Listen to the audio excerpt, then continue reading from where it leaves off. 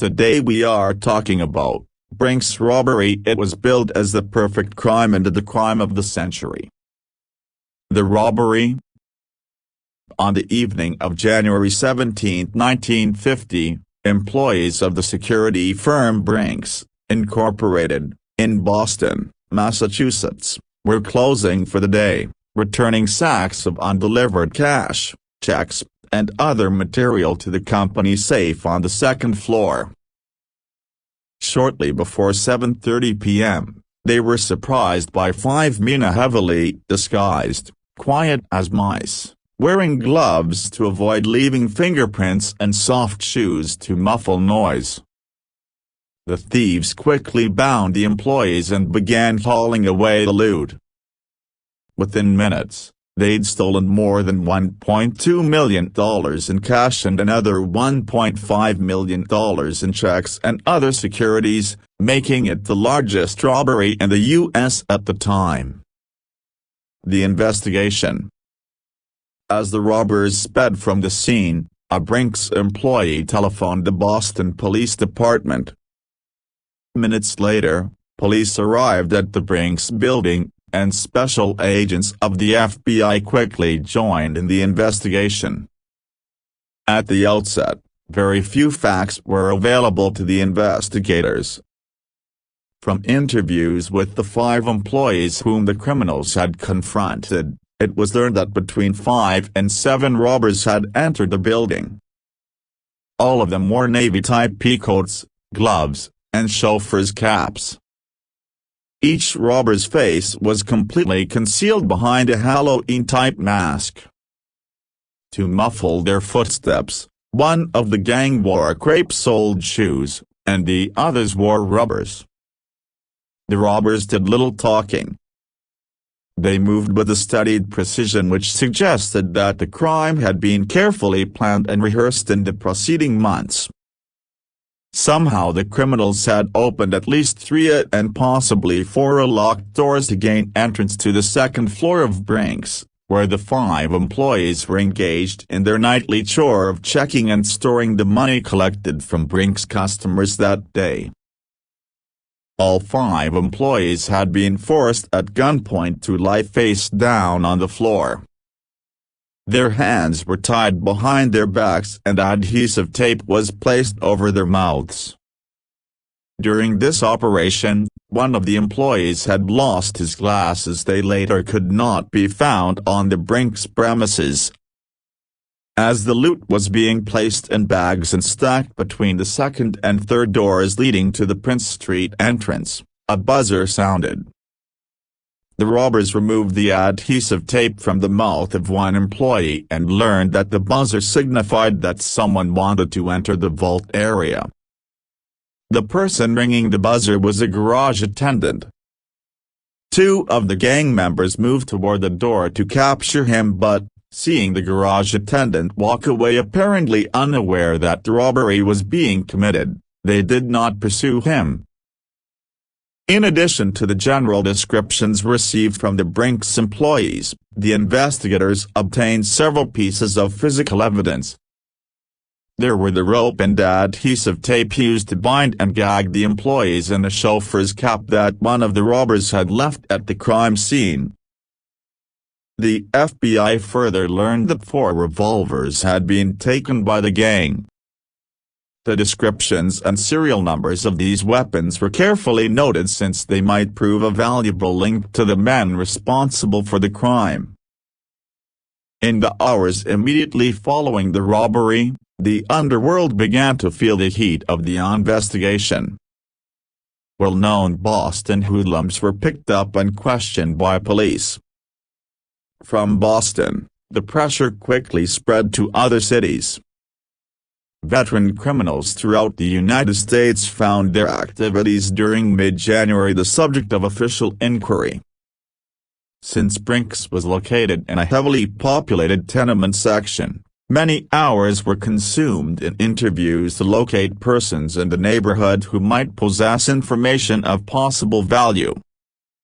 A systematic check of current and past Brink's employees was undertaken. Personnel of the three-story building housing the Brink's offices were questioned. Inquiries were made concerning salesmen, messengers, and others who had called at Brink's and might know its physical layout as well as its operational procedures.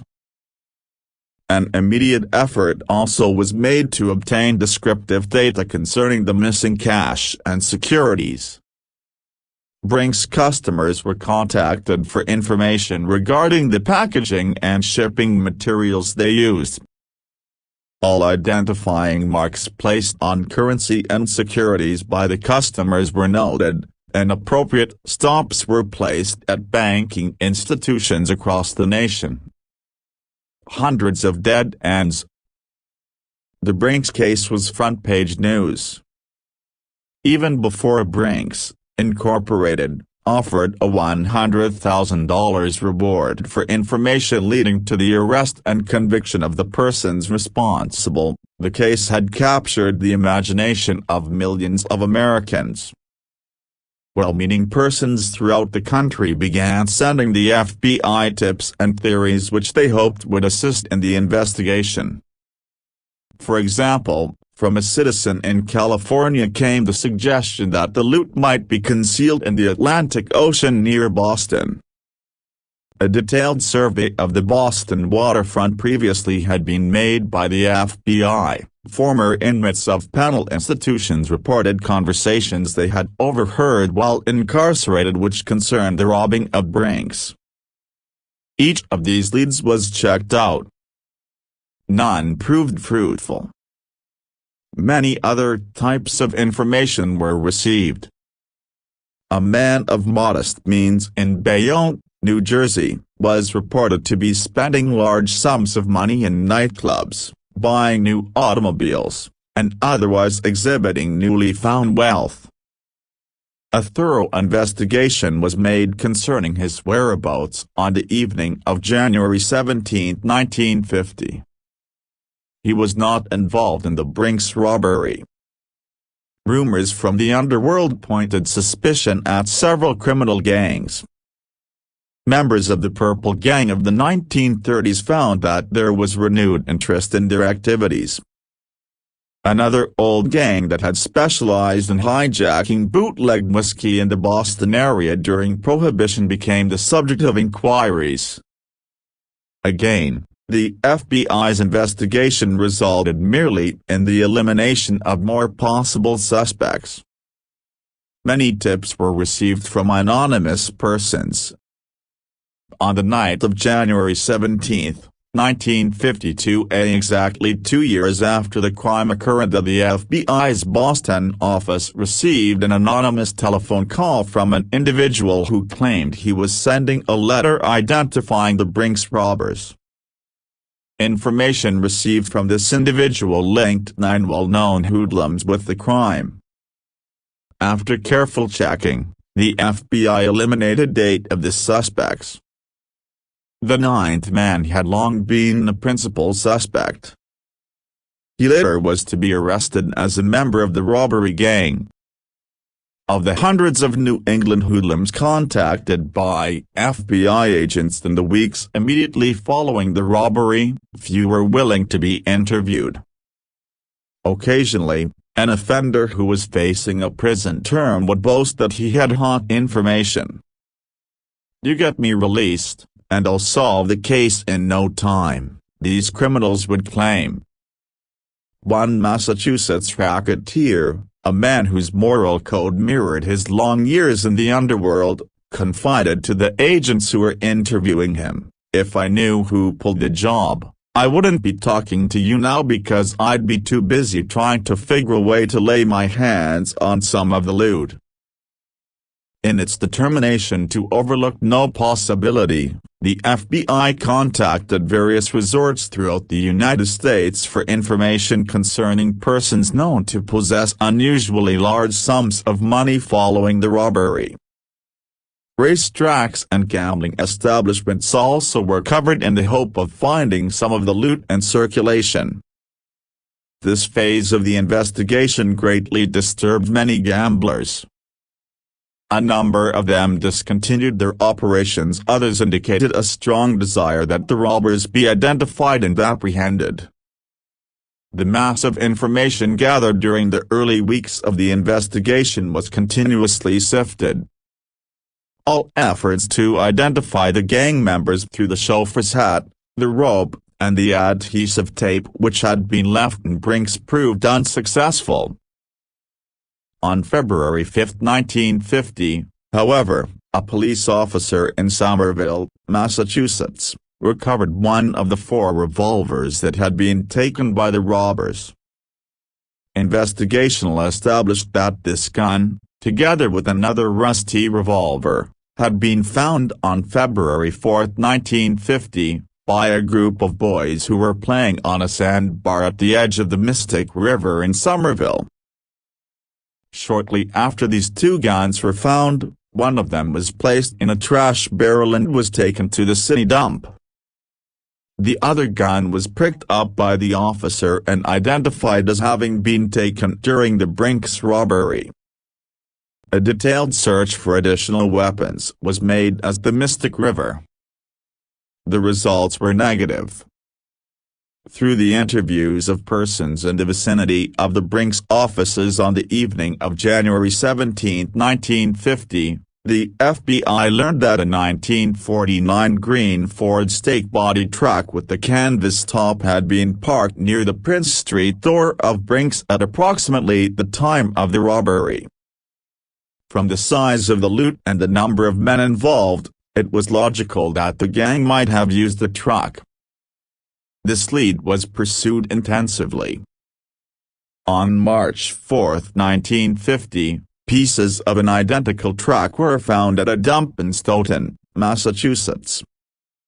An acetylene torch had been used to cut up the truck, and it appeared that a sledgehammer also had been used to smash many of the heavy parts, such as the motor. The truck pieces were concealed in fiber bags when found. Had the ground not been frozen, the person or persons who abandoned the bags probably would have attempted to bury them. The truck found at the dump had been reported stolen by a Ford dealer near Fenway Park in Boston on November 3, 1949. All efforts to identify the persons responsible for the theft and the persons who had cut up the truck were unsuccessful. Burlap money bags recovered in a Boston junkyard from the Great Brink's robbery on January 17, 1950. Burlap money bags recovered in a Boston junkyard from the robbery. The fiber bags used to conceal the pieces were identified as having been used as containers for beef bones shipped from South America to a gelatin manufacturing company in Massachusetts. Thorough inquiries were made concerning the disposition of the bags after their receipt by the Massachusetts firm. This phase of the investigation was pursued exhaustively. It ultimately proved unproductive. Nonetheless, the finding of the truck parts at Stoughton, Massachusetts, was to prove a valuable break in the investigation. 2 of the participants in the Brink's robbery lived in the Stoughton area. After the truck parts were found, additional suspicion was attached to these men. Field of suspects narrows. As the investigation developed and thousands of leads were followed to dead ends, the broad field of possible suspects gradually began to narrow. Among the early suspects was Anthony Pino, an alien who had been a principal suspect in numerous major robberies and burglaries in Massachusetts. Pino was known in the underworld as an excellent case man, and it was said that the casing of the Brink's offices bore his trademark. Pino had been questioned as to his whereabouts on the evening of January 17, 1950, and he provided a good alibi. The alibi, in fact, was almost too good. Pino had been at his home in the Roxbury section of Boston until approximately 7 p.m. Then he walked to the nearby liquor store of Joseph McGinnis. Subsequently, he engaged in a conversation with McGinnis and a Boston police officer. The officer verified the meeting. The alibi was strong, but not conclusive. The police officer said he had been talking to McGinnis first, and Pino arrived later to join them. The trip from the liquor store in Roxbury to the Brink's offices could be made in about 15 minutes. Pino could have been at McGinnis' liquor store shortly after 7:30 p.m. on January 17, 1950, and still have participated in the robbery. And what of McGinnis himself? Commonly regarded as a dominant figure in the Boston underworld, McGinnis previously had been convicted of robbery and narcotics violations. Underworld sources described him as fully capable of planning and executing the Brink's robbery. He, too, had left his home shortly before 7 p.m. on the night of the robbery and met the Boston police officers soon thereafter. If local hoodlums were involved, it was difficult to believe that McGinnis could be as ignorant of the crime as he claimed. Neither Pino nor McGinnis was known to be the type of hoodlum who would undertake so potentially dangerous a crime without the best strong-arm support available. Two of the prime suspects whose nerve and gun-handling experience suited them for the Brink's robbery were Joseph James O'Keefe and Stanley Albert Gucciora. O'Keefe and Gucciora reportedly had worked together on a number of occasions. Both had served prison sentences, and both were well known to underworld figures on the East Coast. O'Keefe's reputation for nerve was legend.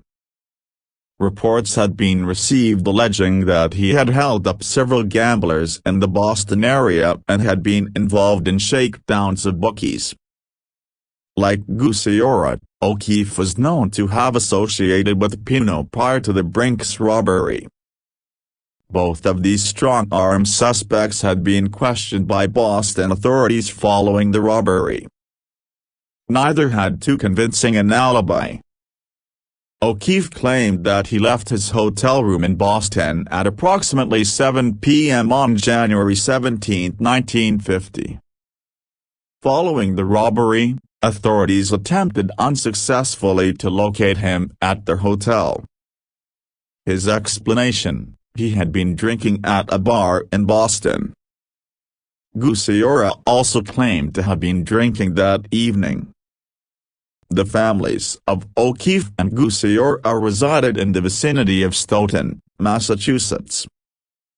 When the pieces of the 1949 green Ford stake-body truck were found at the dump in Stoughton on March 4, 1950, additional emphasis was placed on the investigations concerning them. Local officers searched their homes, but no evidence linking them with the truck or the robbery was found. In April 1950, the FBI received information indicating that part of the Brink's loot was hidden in the home of a relative of O'Keefe in Boston. A federal search warrant was obtained, and the home was searched by agents on April 27, 1950. Several $100s were found hidden in the house but could not be identified as part of the loot. The first arrests. On June 2, 1950, O'Keefe and Gucciora left Boston by automobile for the alleged purpose of visiting the grave of Gucciora's brother in Missouri. Apparently, they had planned a leisurely trip with an abundance of extracurricular activities. On June 12, 1950, they were arrested at Towanda, Pennsylvania, and guns and clothing that were the loot from burglaries at Kane and Caldersport, Pennsylvania, were found in their possession. Following their arrests, a former bondsman in Boston made frequent trips to Towanda in an unsuccessful effort to secure their release on bail. On September 8, 1950, O'Keefe was sentenced to 3 years in the Bradford County Jail at Towanda and fined $3,000 for violation of the Uniform Firearms Act. Although Gusiora was acquitted of the charges against him in Towanda, he was removed to McKean County, Pennsylvania, to stand trial for burglary, larceny, and receiving stolen goods. On October 11, 1950, Gusiora was sentenced to serve from 5 to 20 years in the Western Pennsylvania Penitentiary at Pittsburgh. Even after those convictions, O'Keefe and Gusiora continued to seek their release. Between 1950 and 1954, the underworld occasionally rumbled with rumors that pressure was being exerted upon Boston hoodlums to contribute money for these criminals' legal fight against the charges in Pennsylvania. The names of Pino, McGinnis, Adolph Jasmine, and Henry Baker were frequently mentioned in these rumors, and it was said that they had been with O'Keefe on the big job. Despite the lack of evidence and witnesses upon which court proceedings could be based, as the investigation progressed there was little doubt that O'Keefe had been one of the central figures in the Brink's robbery. Pino also was linked with the robbery, and there was every reason to suspect that O'Keefe felt Pino was turning his back on him now that O'Keefe was in gaol. Both O'Keefe and Gusiora had been interviewed on several occasions concerning the Brink's robbery, but they had claimed complete ignorance. In the hope that a wide breach might have developed between the two criminals who were in jail in Pennsylvania and the gang members who were enjoying the luxuries of a free life in Massachusetts, FBI agents again visited Gusiora and O'Keefe. Even in their jail cells, however, they showed no respect for law enforcement. In pursuing the underworld rumors concerning the principal suspects in the Brink's case, the FBI succeeded in identifying more probable members of the gang. There was Adolph Jasmine, one of the hoodlums who allegedly was being pressured to contribute money for the legal battle of O'Keefe and Gusiora against Pennsylvania authorities. He had been questioned concerning his whereabouts on January 17, 1950, and he was unable to provide any specific account of where he had been. Henry Baker, another veteran criminal who was rumored to be kicking into the Pennsylvania Defense Fund, had spent a number of years of his adult life in prison. He had been released on parole from the Norfolk, Massachusetts, prison colony on August 22, 1949, only 5 months before the robbery. At the prison colony, Baker was serving 2 concurrent terms of 4 to 10 years, imposed in 1944 for breaking and entering and larceny and for possession of burglar tools. At the time of Baker's release in 1949, Pino was on hand to drive him back to Boston. Questioned by Boston police on the day following the robbery, Baker claimed that he had eaten dinner with his family on the evening of January 17, 1950, and then left home at about 7 p.m. to walk around the neighborhood for about 2 hours. Since he claimed to have met no one and to have stopped nowhere during his walk, he actually could have been doing anything on the night of the crime. Prominent among the other strong suspects was Vincent James Costa, brother-in-law of Pino. Costa was associated with Pino in the operation of a motor terminal and a lottery in Boston. He had been convicted of armed robbery in 1940 and served several months in the Massachusetts State Reformatory and the Norfolk, Massachusetts, prison colony. Costa claimed that after working at the motor terminal until approximately 5 p.m. on January 17, 1950, he had gone home to eat dinner. Then, at approximately 7 p.m., he left to return to the terminal and worked until about 9 p.m. The FBI's analysis of the alibis offered by the suspects showed that the hour of 7 p.m. on January 17, 1950, was frequently mentioned. O'Keefe had left his hotel at approximately 7 p.m. Pino and Baker separately decided to go out at 7 p.m. Costa started back to the motor terminal at about 7 p.m. Other principal suspects were not able to provide very convincing accounts of their activities that evening. Since the robbery had taken place between approximately 7:10 and 7:27 p.m., it was quite probable that a gang, as well drilled as the Brink's robbers obviously were, would have arranged to rendezvous at a specific time. By fixing this time as close as possible to the minute at which the robbery was to begin, the robbers would have alibis to cover their activities up to the final moment. Grand jury hearings. Any doubts that the Brink's gang had that the FBI was on the right track in its investigation were allayed when the federal grand jury began hearings in Boston on November 25, 1952, concerning this crime. The FBI's jurisdiction to investigate this robbery was based upon the fact that cash, checks, postal notes, and United States money orders of the Federal Reserve Bank and the Veterans Administration District Office in Boston were included in the loot. After nearly 3 years of investigation, the government hoped that witnesses or participants who had remained mute for so long a period of time might find their tongues before the grand jury. Unfortunately, this proved to be an idle hope. After completing its hearings on January 9, 1953, the grand jury retired to weigh the evidence. In a report which was released on January 16, 1953, the grand jury disclosed that its members did not feel they possessed complete, positive information as to the identity of the participants in the Brink's robbery because, 1. The participants were effectively disguised, 2. There was a lack of eyewitnesses to the crime itself and, 3. Certain witnesses refused to give testimony, and the grand jury was unable to compel them to do so. 10 of the persons who appeared before this grand jury breathed much more easily when they learned that no indictments had been returned.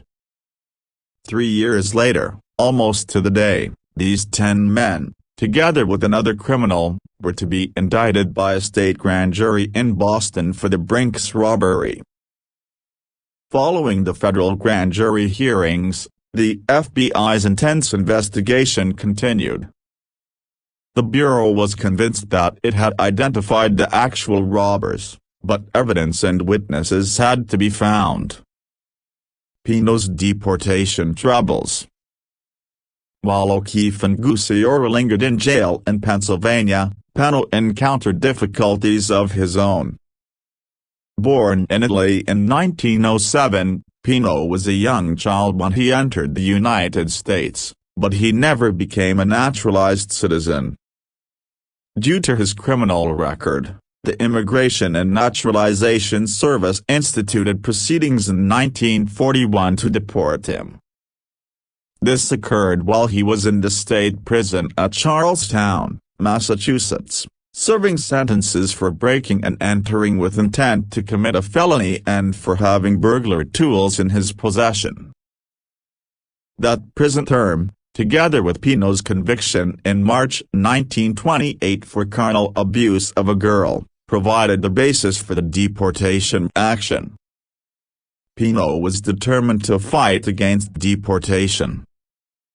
In the late summer of 1944, he was released from the state prison and was taken into custody by immigration authorities.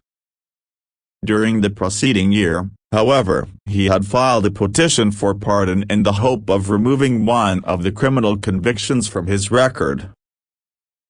In September 1949, Pino's efforts to evade deportation met with success. he was granted a full pardon by the acting governor of Massachusetts. The pardon meant that his record no longer contained the second conviction. Thus, the Immigration and Naturalization Service no longer had grounds to deport him. On January 10, 1953, following his appearance before the federal grand jury in connection with the Brink's case, Pino was taken into custody again as a deportable alien. The new proceedings were based upon the fact that Pino had been arrested in December 1948 for a larceny involving less than $100. He received a one-year sentence for this offense. However, on January 30, 1950, the sentence was revoked and the case was placed on file. On January 12, 1953, Pino was released on bail pending a deportation hearing. Again, he was determined to fight, using the argument that his conviction for the 1948 larceny offense was not a basis for deportation. After surrendering himself in December 1953 in compliance with an Immigration and Naturalization Service order, he began an additional battle to win release from custody while his case was being argued. Adding to these problems was the constant pressure being exerted upon Pino by O'Keefe from the county jail in Towanda, Pennsylvania. In the deportation fight that lasted more than 2 years, Pino won the final victory. His case had gone to the highest court in the land. On April 11, 1955, the Supreme Court ruled that Pino's conviction in 1948 for larceny, the sentence that was revoked and the case placed on file, had not attained such finality as to support an order of deportation. Thus, Pino could not be deported. During the period in which Pino's deportation troubles were mounting, O'Keefe completed his sentence at Towanda, Pennsylvania. Released to McKean County, Pennsylvania, authorities early in January 1954 to stand trial for burglary, larceny, and receiving stolen goods, O'Keefe also was confronted with a detainer filed by Massachusetts authorities. The detainer involved O'Keefe's violation of probation in connection with a conviction in 1945 for carrying concealed weapons. Before his trial in McKean County, he was released on $17,000 bond. While on bond he returned to Boston on January 23, 1954. He appeared in the Boston Municipal Court on the probation violation charge. When this case was continued until April 1, 1954, O'Keefe was released on $1,500 bond. During his brief stay in Boston, he was observed to contact other members of the robbery gang. He needed money for his defense against the charges in McKean County, and it was obvious that he had developed a bitter attitude toward a number of his close underworld associates. Returning to Pennsylvania in February 1954 to stand trial, O'Keefe was found guilty of burglary by the state court in McKean County on March 4, 1954. An appeal was promptly noted, and he was released on $15,000 bond. O'Keefe immediately returned to Boston to await the results of the appeal. Within 2 months of his return, another member of the gang suffered a legal setback. Jas Mailloux was convicted of federal income tax evasion and began serving a 9-month sentence in the federal penitentiary at Danbury, Connecticut, in June 1954. Hatred and dissension increase. Underworld rumors allege that Mailloux and Henry Baker were high on O'Keefe's list because they had beaten him out of a large amount of money. If Baker heard these rumors, he did not wait around very long to see whether they were true. Soon after O'Keefe's return in March 1954, Baker and his wife left Boston on a vacation. O'Keefe paid his respects to other members of the Brink's gang in Boston on several occasions in the spring of 1954, and it was obvious to the agents handling the investigation that he was trying to solicit money. He was so cold and persistent in these dealings with his co-conspirators that the agents hoped he might be attempting to obtain a large sum of money or perhaps his share of the Brink's loot.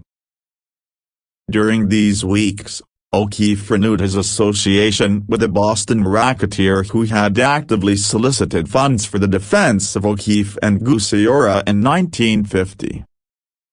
Soon the underworld rang with startling news concerning this pair. It was reported that on May 18, 1954, O'Keefe and his racketeer associate took Vincent Costa to a hotel room and held him for several $1,000s ransom. Allegedly, other members of the Brink's gang arranged for O'Keefe to be paid a small part of the ransom he demanded, and Costa was released on May 20, 1954.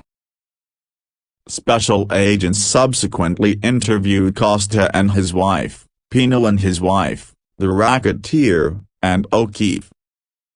All denied any knowledge of the alleged incident. Nonetheless, several members of the Brink's gang were visibly shaken and appeared to be abnormally worried during the latter part of May and early in June 1954. 2 weeks of comparative quiet in the gang members' lives were shattered on June 5, 1954, when an attempt was made on O'Keefe's life. The Boston underworld rumbled with reports that an automobile had pulled alongside O'Keefe's car in Dorchester, Massachusetts, during the early morning hours of June 5. Apparently suspicious, O'Keefe crouched low in the front seat of his car as the would-be assassins fired bullets that pierced the windshield. A second shooting incident occurred on the morning of June 14, 1954. In Dorchester, Massachusetts, when O'Keefe and his racketeer friend paid a visit to Baker. By this time, Baker was suffering from a bad case of nerves. Allegedly, he pulled a gun on O'Keefe. Several shots were exchanged by the two men, but none of the bullets found their mark. Baker fled and the brief meeting adjourned. A third attempt on O'Keefe's life was made on June 16, 1954. This incident also took place in Dorchester and involved the firing of more than 30 shots. O'Keefe was wounded in the wrist and chest, but again he managed to escape with his life. Police who arrived to investigate found a large amount of blood, a man's shattered wristwatch, and a .45 caliber pistol at the scene. 5 bullets which had missed their mark were found in a building nearby. On June 17, 1954, the Boston police arrested Delmer Trigger Burke and charged him with possession of a machine gun. Subsequently, this machine gun was identified as having been used in the attempt on O'Keefe's life. Burke, a professional killer, allegedly had been hired by underworld associates of O'Keefe to assassinate him. After being wounded on June 16, O'Keefe disappeared. On August 1, 1954, he was arrested at Leicester, Massachusetts, and turned over to the Boston police who held him for violating probation on a gun-carrying charge. O'Keefe was sentenced on August 5, 1954, to serve 27 months in prison. As a protective measure, he was incarcerated in the Hampton County Jail at Springfield, Massachusetts, rather than the Suffolk County Jail in Boston. O'Keefe's racketeer associate, who allegedly had assisted him in holding Costa for ransom and was present during the shooting scraps between O'Keefe and Baker, disappeared on August 3, 1954. The missing racketeer's automobile was found near his home. However, his whereabouts remain a mystery. Underworld figures in Boston have generally speculated that the racketeer was killed because of his association with O'Keefe. Other members of the robbery gang also were having their troubles. There was James Ignatius Faherty, an armed robbery specialist whose name had been mentioned in the underworld conversations in January 1950, concerning a score on which the gang members used binoculars to watch their intended victims count large sums of money. Faherty had been questioned on the night of the robbery. He claimed he had been drinking in various taverns from approximately 5:10 p.m. until 7:45 p.m. Some persons claimed to have seen him. Continuous investigation, however, had linked him with the gang. In 1936 and 1937, Faherty was convicted of armed robbery violations. He was paroled in the fall of 1944 and remained on parole through March 1954 when misfortune befell him. Due to unsatisfactory conduct, drunkenness, refusal to seek employment, and association with known criminals, his parole was revoked, and he was returned to the Massachusetts State Prison. 7 months later, however, he was again paroled. McGinnis had been arrested at the site of a still in New Hampshire in February 1954. Charged with unlawful possession of liquor distillery equipment and violation of internal revenue laws, he had many headaches during the period in which O'Keefe was giving so much trouble to the gang. McGinnis' trial in March 1955 on the liquor charge resulted in a sentence to 30 days imprisonment and a fine of $1,000. In the fall of 1955, an upper court overruled the conviction on the grounds that the search and seizure of the still were illegal. Adolph Maip, who had been convicted of income tax violation in June 1954, was released from the Federal Corrections Institution at Danbury, Connecticut, on January 30, 1955. 2 days before Maip's release, another strong suspect died of natural causes. There were recurring rumors that this hoodlum, Joseph Sylvester Banfield, pictured, had been right down there on the night of the crime. Banfield had been a close associate of McGinnis for many years. Although he had been known to carry a gun, burglary rather than armed robbery was his criminal specialty, and his exceptional driving skill was an invaluable asset during criminal getaways. Like the others, Banfield had been questioned concerning his activities on the night of January 17, 1950. He was not able to provide a specific account, claiming that he became drunk on New Year's Eve and remained intoxicated through the entire month of January. One of his former girlfriends who recalled having seen him on the night of the robbery stated that he definitely was not drunk. Even Pino, whose deportation troubles then were a heavy burden, was arrested by the Boston police in August 1954. On the afternoon of August 28, 1954, Trigger Burke escaped from the Suffolk County Jail in Boston, where he was being held on the gun possession charge arising from the June 16 shooting of O'Keefe. During the regular exercise period, Burke separated himself from the other prisoners and moved toward a heavy steel door leading to the solitary confinement section. As a guard moved to intercept him, Burke started to run. The door opened, and an armed masked man wearing a prison guard-type uniform commanded the guard, "Back up, or I'll blow your brains out." Burke and the armed man disappeared through the door and fled in an automobile parked nearby.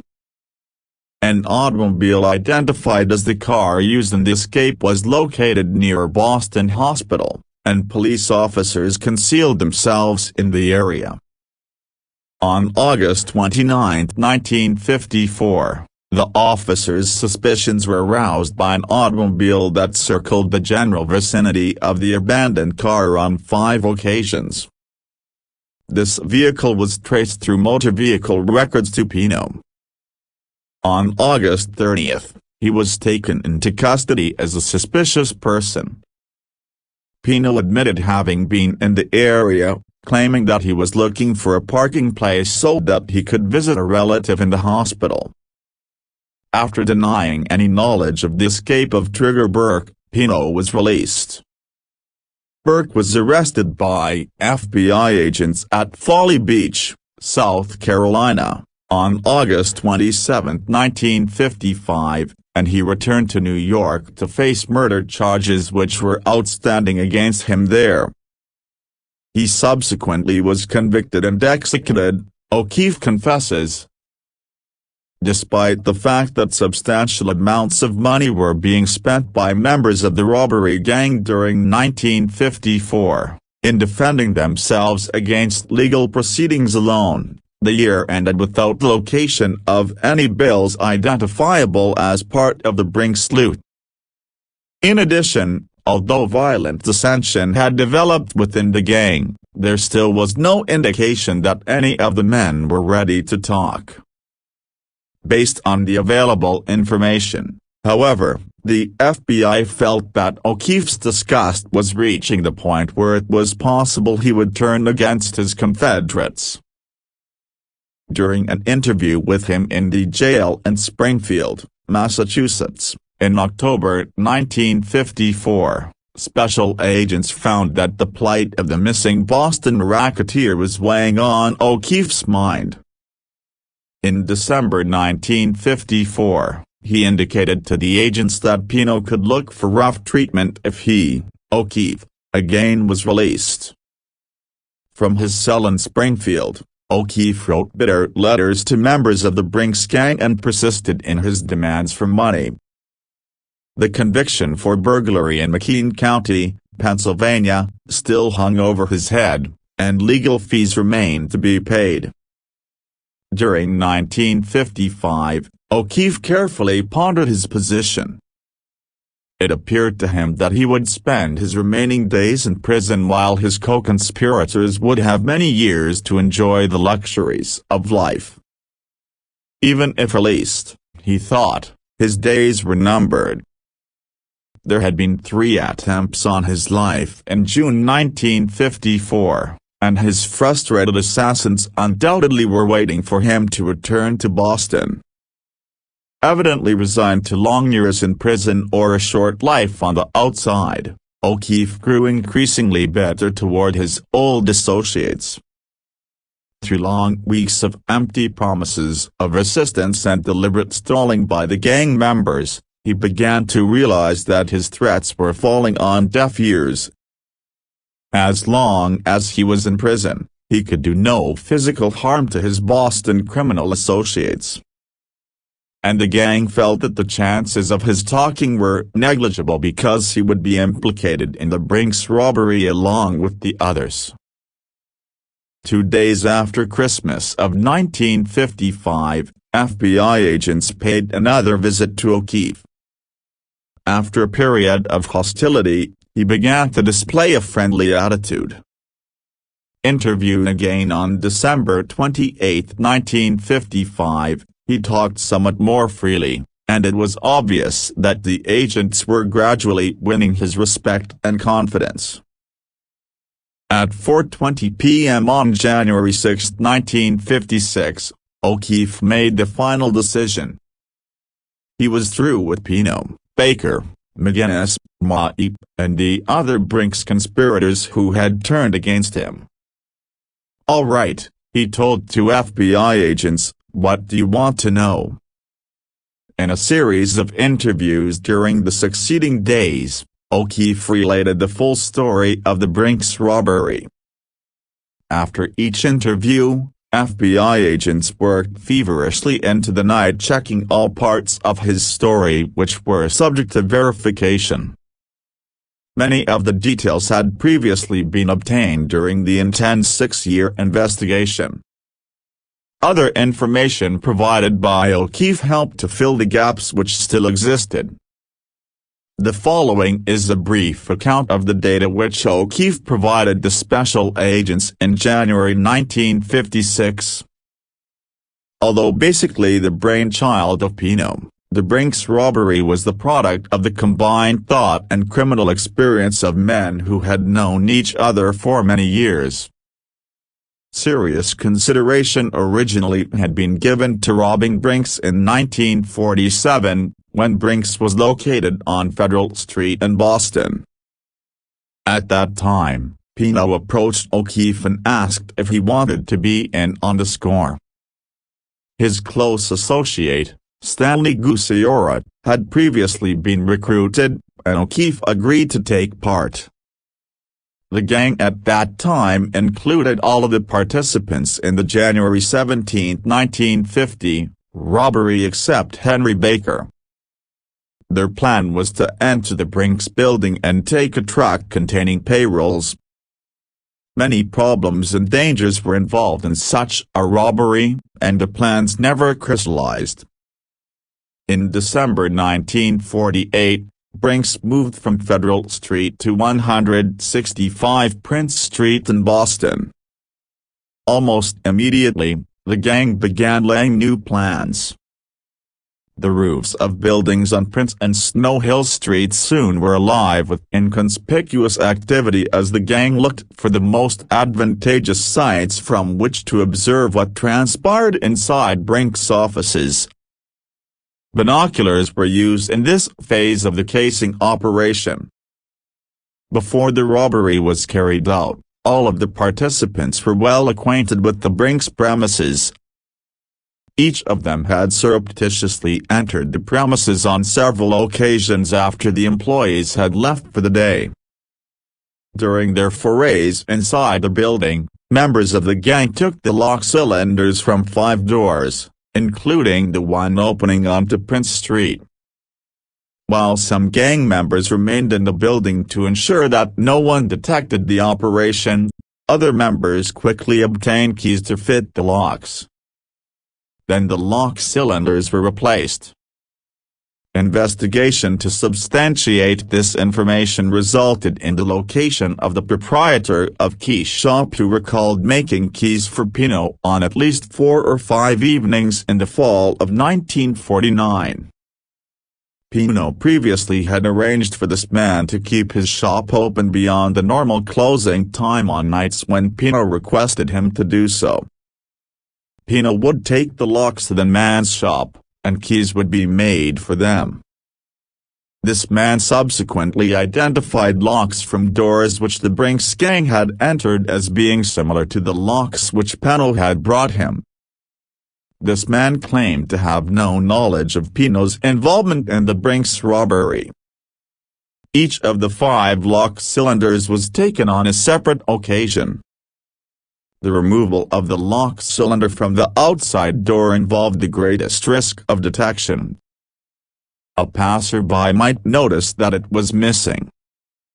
Accordingly, another lock cylinder was installed until the original one was returned.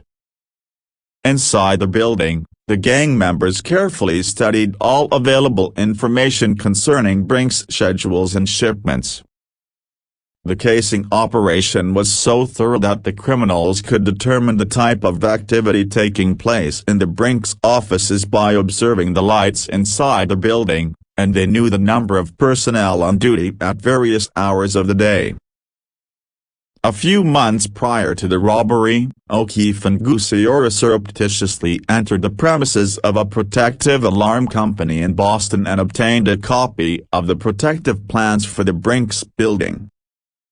After these plans were reviewed and found to be unhelpful, O'Keefe and Gucciora returned them in the same manner.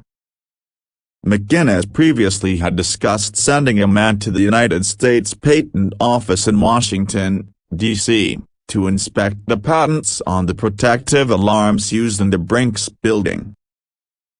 Considerable thought was given to every detail. When the robbers decided that they needed a truck, it was resolved that a new one must be stolen because a used truck might have distinguishing marks and possibly would not be in perfect running condition. Shortly thereafter, during the first week of November, a 1949 green Ford stake-bodied truck was reported missing by a car dealer in Boston. During November and December 1949, the approach to the Brink's building and the flight over the getaway route were practiced to perfection. The month preceding January 17, 1950, witnessed approximately a half-dozen approaches to Brink's. None of these materialized because the gang did not consider the conditions to be favorable. During these approaches, Costa, equipped with a flashlight for signaling the other Mina, was stationed on the roof of a tenement building on Prince Street overlooking Brink's. From this lookout post, Costa was in a position to determine better than the men below whether conditions inside the building were favorable to the robbers. The last false approach took place on January 16, 1950, the night before the robbery. At approximately 7 p.m. on January 17, 1950, members of the gang met in the Roxbury section of Boston and entered the rear of the Ford stake-bodied truck.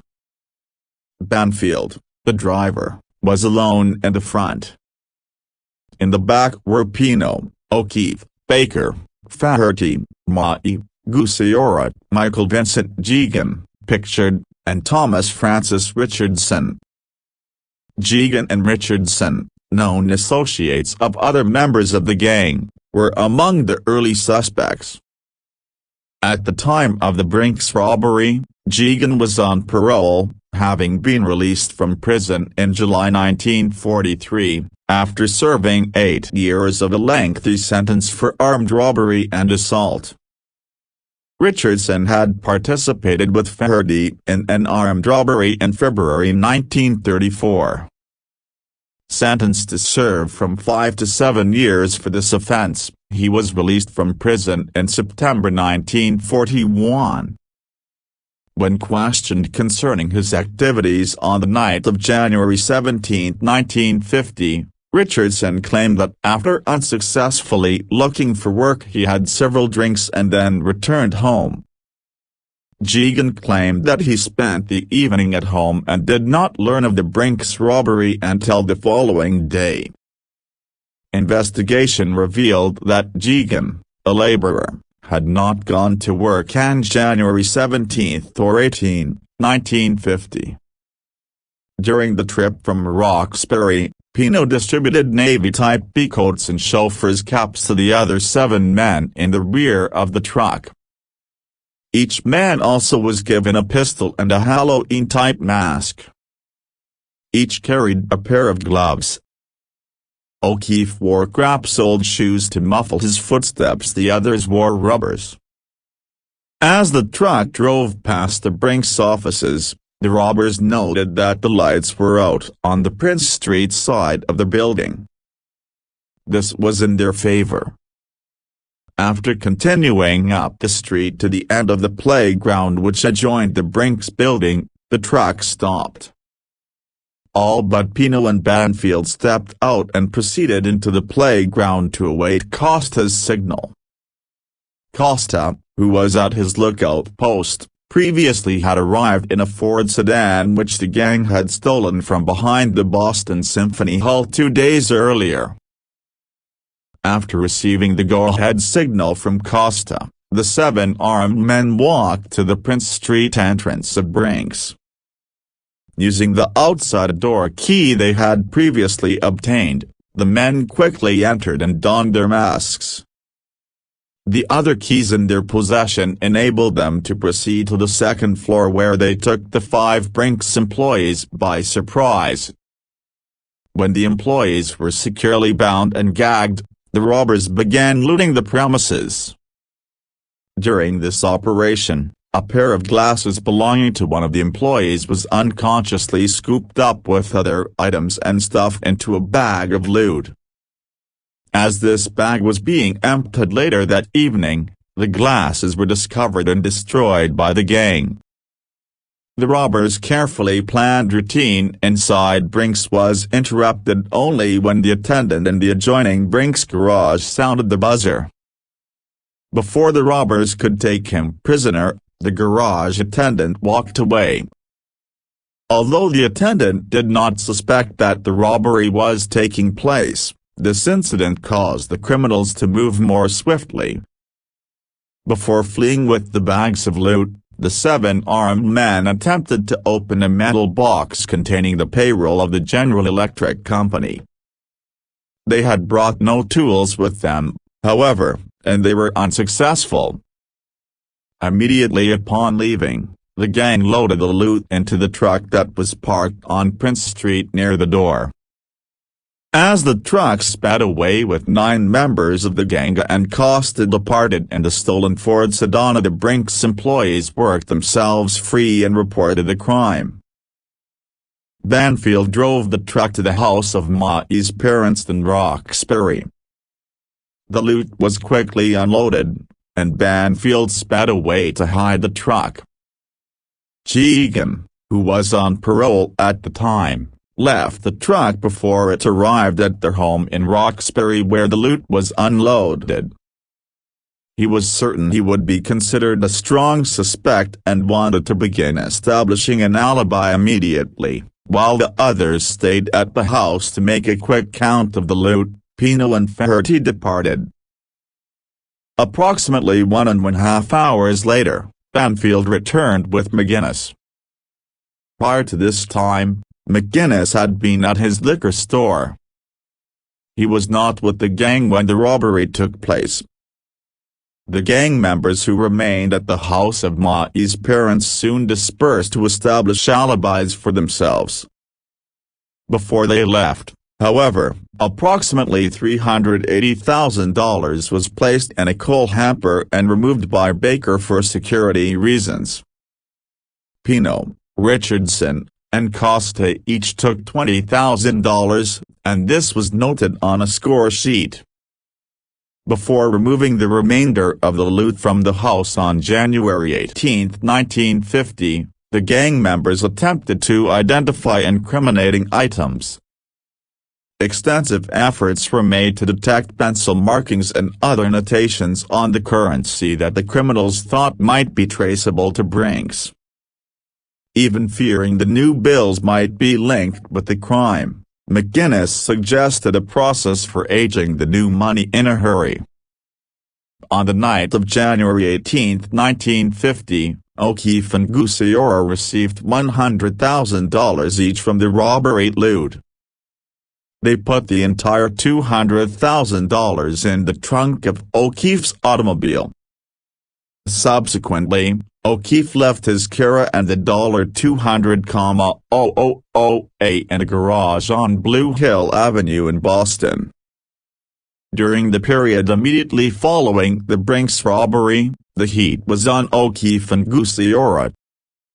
Thus, when he and Gusiora were taken into custody by state authorities during the latter part of January 1950, O'Keefe got word to McGinnis to recover his car and the $200,000 that it contained. A few weeks later, O'Keefe retrieved his share of the loot. It was given to him in a suitcase that was transferred to his car from an automobile occupied by McGinnis and Banfield. Later, when he counted the money, he found that the suitcase contained $98,000. He had been shortchanged $2,000. O'Keefe had no place to keep so large a sum of money. He told the interviewing agents that he trusted Ma so implicitly that he gave the money to him for safekeeping.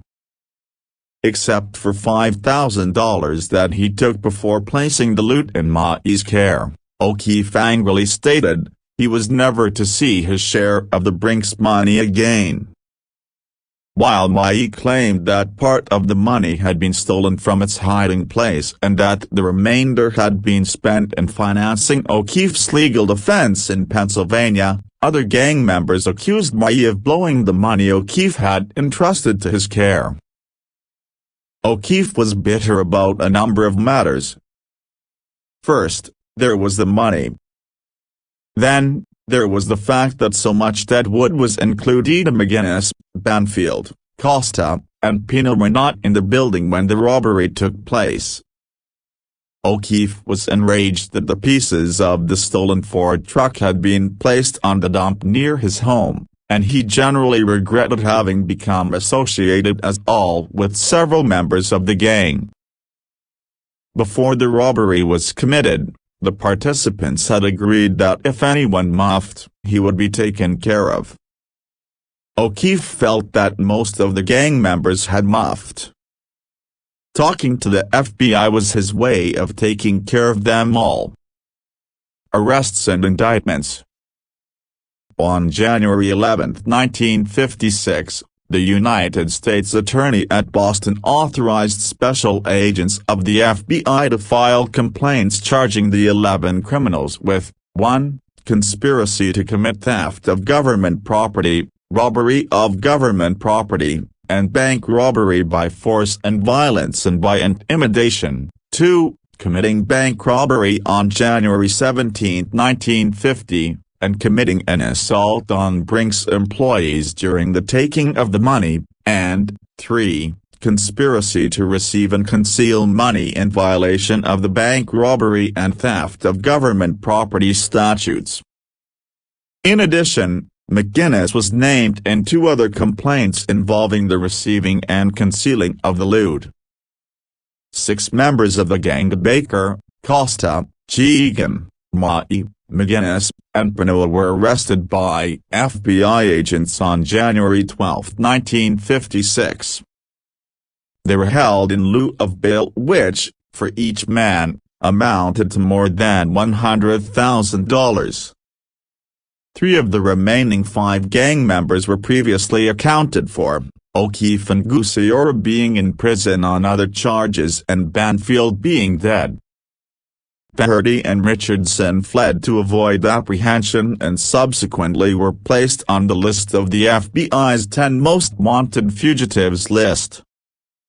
Their success in evading arrest ended abruptly on May 16, 1956, when FBI agents raided the apartment in which they were hiding in Dorchester, Massachusetts.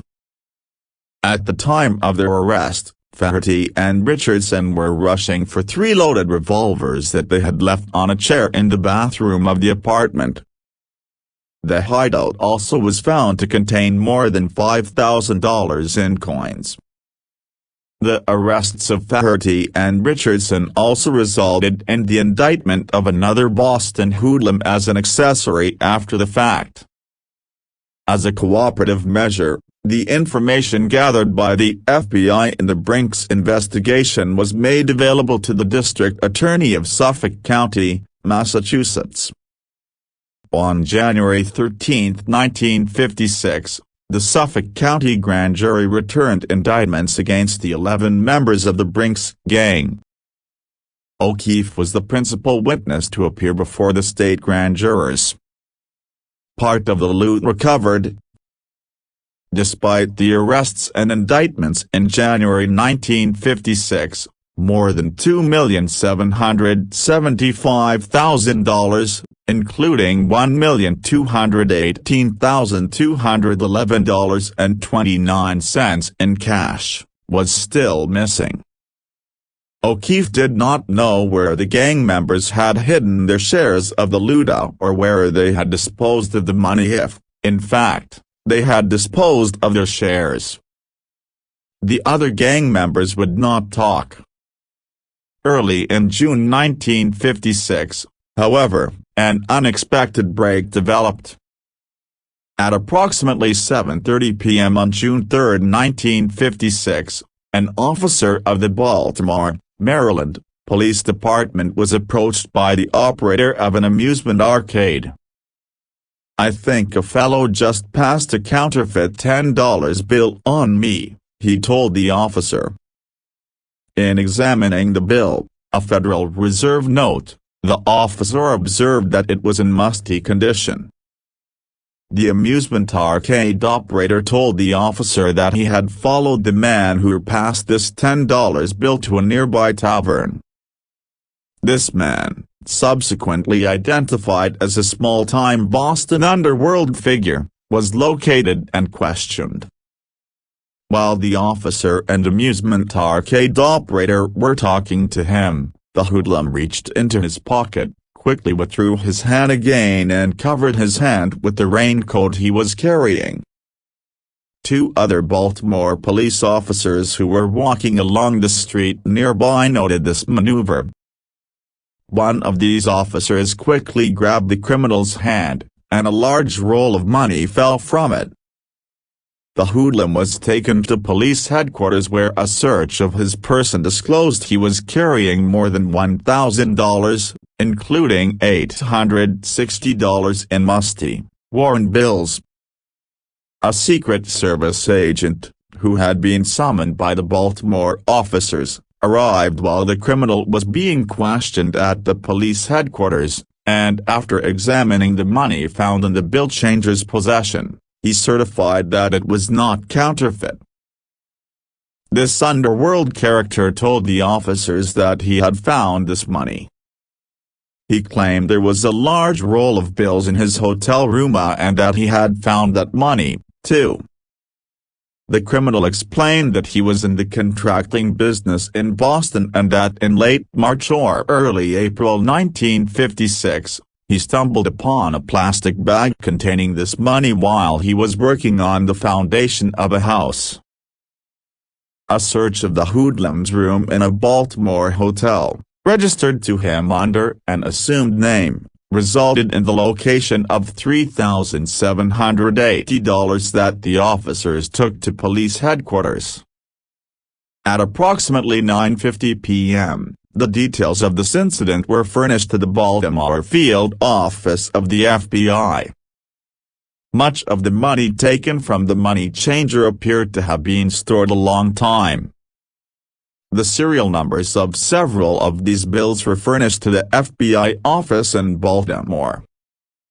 They were checked against serial numbers of bills known to have been included in the Brink loot, and it was determined that the Boston criminal possessed part of the money that had been dragged away by the seven masked gunmen on January 17, 1950.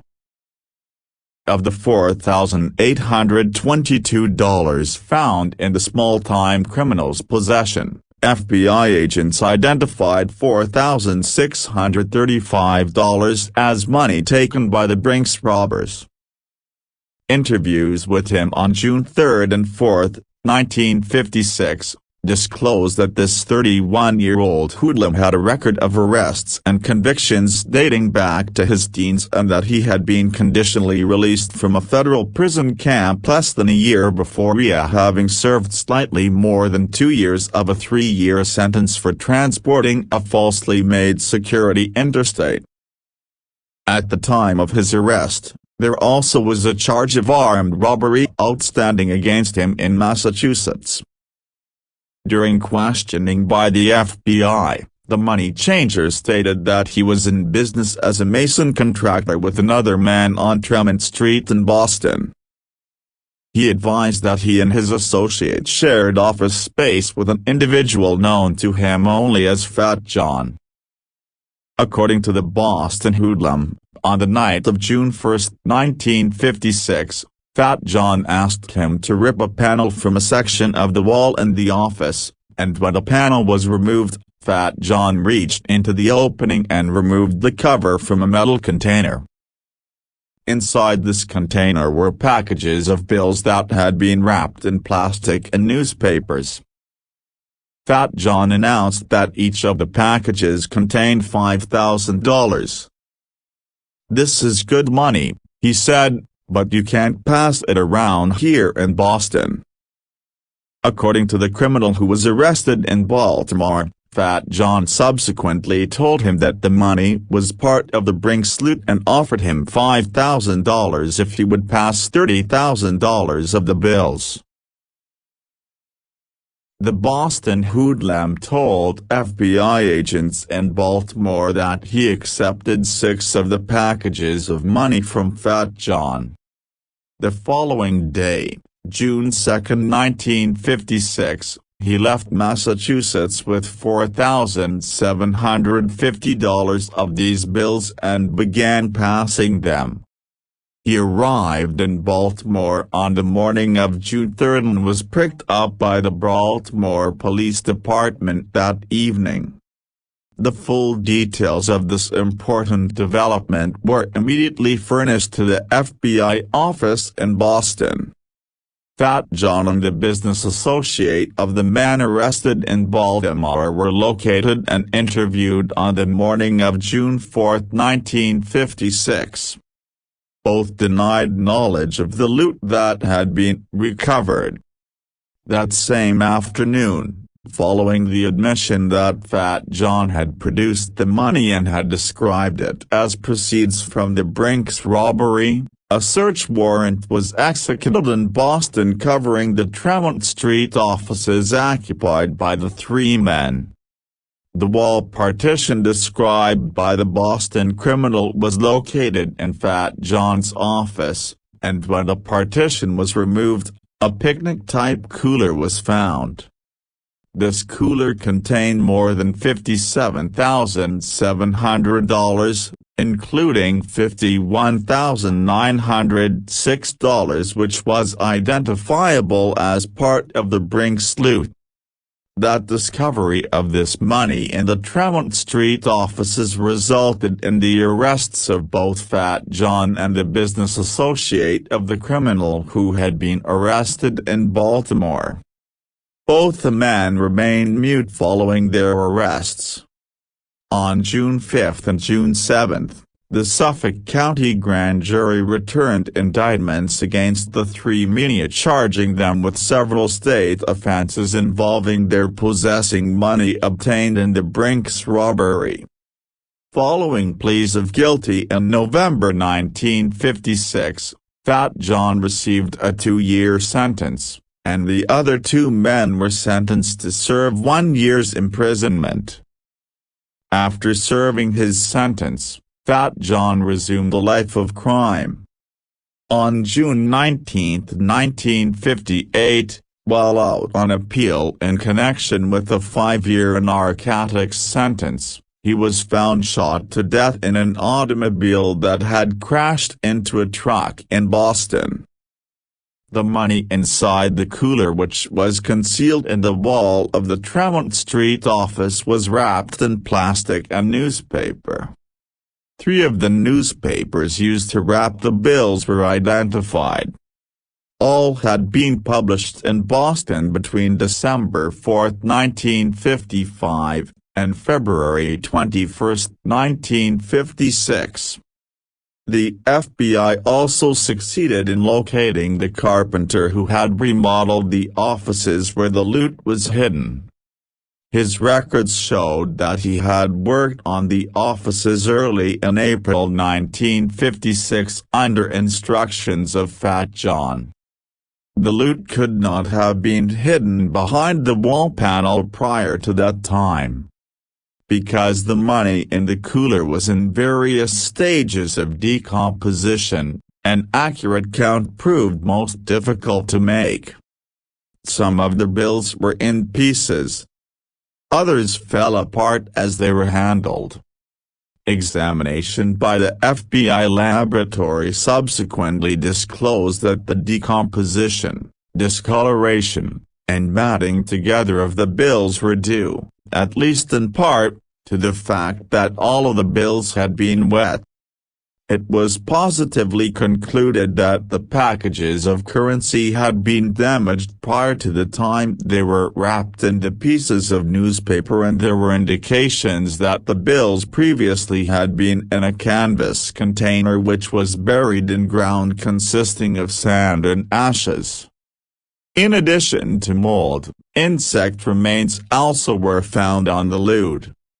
Even with the recovery of this money in Baltimore and Boston, more than $1,150,000 of currency taken in the Brink's robbery remain unaccounted for. Death of Gucciora. The recovery of part of the loot was a severe blow to the gang members who still awaited trial in Boston. Had any particles of evidence been found in the loot which might directly show that they had handled it? This was a question which preyed heavily upon their minds. In July 1956, another significant turn of events took place. Stanley Gucciora, pictured left, who had been transferred to Massachusetts from Pennsylvania to stand trial, was placed under medical care due to weakness, dizziness, and vomiting. On the afternoon of July 9, he was visited by a clergyman. During this visit, Gucciora got up from his bed, and, in full view of the clergyman, slipped to the floor, striking his head. 2 hours later he was dead. Examination revealed the cause of his death to be a brain tumor and acute cerebral edema. O'Keefe and Gucciora had been close friends for many years. When O'Keefe admitted his part in the Brink's robbery to FBI agents in January 1956, he told of his high regard for Gucciora. As a government witness, he reluctantly would have testified against him. Gucciora now had passed beyond the reach of all human authority, and O'Keefe was all the more determined to see that justice would be done. Trial of remaining defendants. With the death of Gucciora, only 8 members of the Brink's gang remained to be tried. On January 18, 1956, O'Keefe had pleaded guilty to the armed robbery of Brink's. The trial of these 8 men began on the morning of August 6, 1956, before Judge Fellows Fortray in the Suffolk County Courthouse in Boston. The defense immediately filed motions which would delay or prevent the trial. All were denied, and the impaneling of the jury was begun on August 7. In the succeeding 2 weeks, nearly 1,200 prospective jurors were eliminated as the defense counsel used their 262 peremptory challenges. Another week passed and approximately 500 more citizens were considered before the 14-member jury was assembled. More than 100 persons took the stand as witnesses for the prosecution and the defense during September 1956. The most important of these, Specs O'Keefe, carefully recited the details of the crime, clearly spelling out the role played by each of the 8 defendants. At 10:25 p.m. on October 5, 1956, the jury retired to weigh the evidence. 3½ hours later, the verdict had been reached. All were guilty. The 8 men were sentenced by Judge Forte on October 9, 1956. Pino, Costa, Mai, Egan, Faherty, Richardson, and Baker received life sentences for robbery, 2-year sentences for conspiracy to steal, and sentences of 8 years to 10 years for breaking and entering at night. McGinnis, who had not been at the scene on the night of the robbery, received a life sentence on each of 8 indictments that charged him with being an accessory before the fact in connection with the Brink's robbery. In addition, McGinnis received other sentences of 2 years, 2½ to 3 years, and 8 to 10 years. While action to appeal the convictions was being taken on their behalf, the 8 men were removed to the state prison at Walpole, Massachusetts. From their prison cells, they carefully followed the legal maneuvers aimed at gaining them freedom. The record of the state trial covered more than 5,300 pages. It was used by the defense counsel in preparing a 294-page brief that was presented to the Massachusetts State Supreme Court. After weighing the arguments presented by the attorneys for the 8 convicted criminals, the state Supreme Court turned down the appeals on July 1, 1959, in a 35-page decision written by the Chief Justice. On November 16, 1959, the United States Supreme Court denied a request of the defense counsel for a writ of certiorari. In the end, the perfect crime had a perfect ending for everyone but the robbers.